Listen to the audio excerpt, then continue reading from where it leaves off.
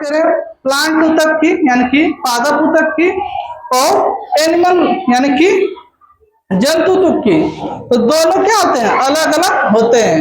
तो आज हम बात करेंगे किसकी, पादप ऊतक की यानी कि प्लांट टिश्यू की ऊतक, यानी कि इसको इंग्लिश में बोलते हैं प्लांट टिश्यू। ठीक है, अब देखिए पौधों में पाया जाने वाला जो ऊतक होता है उसे क्या कहेंगे हम लोग, पादप ऊतक यानी कि प्लांट टिश्यू कहते हैं। अब ये जो होता है दो प्रकार का होता है, कितने प्रकार का होता है, दो। पहला जो होता है उसको हम लोग मेरिस्टेमेटिक टिश्यू बोलते हैं, मेरिस्टेमेटिक टिश्यू, और दूसरा जो होता है वो होता है परमानेंट टिश्यू, परमानेंट टिश्यू। ठीक है, यानी कि इसको हिंदी में बोलेंगे मेरिस्टेमेटिक टिश्यू को विभज्योत की ऊतक, और परमानेंट टिश्यू को क्या बोलेंगे, परमानेंट मींस क्या होता है, अस्थाई, तो अस्थाई ऊतक। अब ये देखिए जो मेरिस्टेमेटिक टिश्यू होता है, जैसे ये पौधा है कोई, ठीक है, ये क्या है, प्लांट है, तो प्लांट में जो है मेरिस्टेमेटिक टिश्यू जो है कहाँ पे पाया जाता है, इसको थोड़ा सा देखते हैं।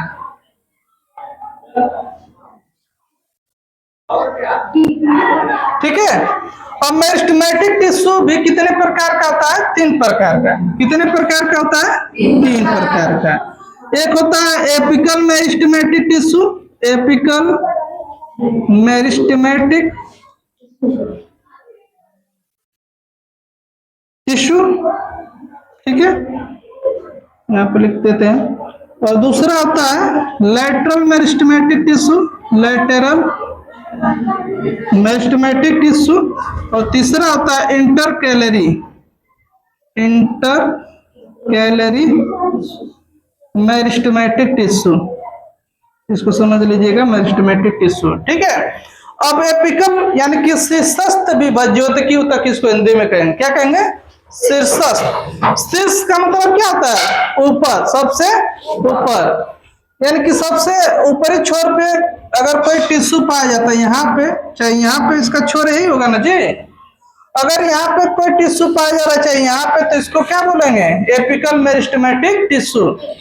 अगर ये क्या है, ये किसका, ये कौन सा भाग है, ये जो है आपका स्टेम वाला भाग है, तना वाला भाग, तो तने में अगर शीर्ष पे पाया जा रहा है तो इसका नाम क्या हो जाएगा, इसका नाम हो जाएगा एपिकल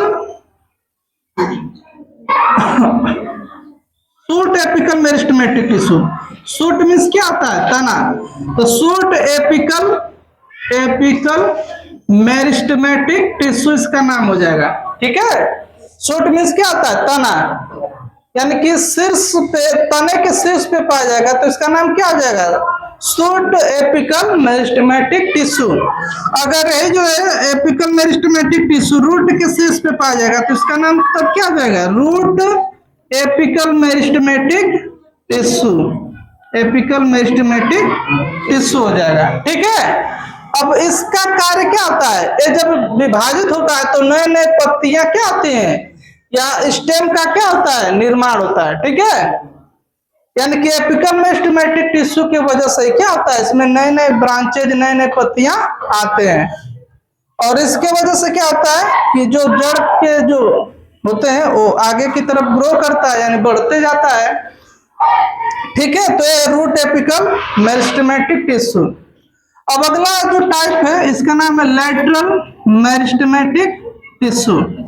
ठीक है, लैटरल मेरिस्टेमेटिक टिश्यू जैसे कहाँ भी पाया जाता है, जैसे मान लीजिए कि प्लांट है, ठीक है, तो ये प्लांट के जो है साइड साइड में पाया जाता है, जैसे इस साइड है और इस साइड है। ठीक है, जैसे कोई पौधा है, मान लीजिए जैसे मान लीजिए कि कोई पौधा का तना है, ठीक है ना, तना, तो इस साइड और इस साइड जो है टिश्यू पाया जाता है, उसको हम लोग बोलते हैं क्या, लैटरल मेरिस्टेमेटिक टिश्यू।